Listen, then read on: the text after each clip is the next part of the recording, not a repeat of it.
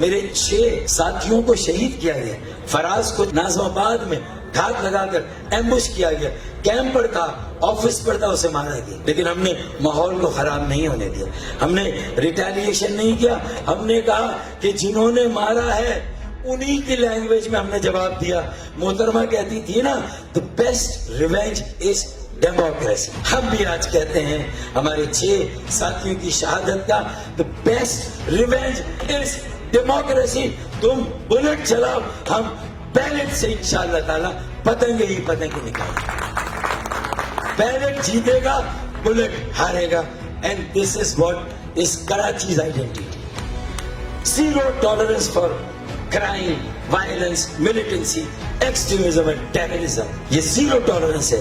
خالد بھائی، مصطفیٰ بھائی اور میری طرف سے آپ کیٹیگریکلی اور کینڈیڈلی یہ بات لے لیں، ورنہ بدلہ لینا کوئی اتنا مشکل کام نہیں ہے۔ لڑنا ہمیں بھی آتا ہے، لیکن ہم لڑنا چاہتے نہیں۔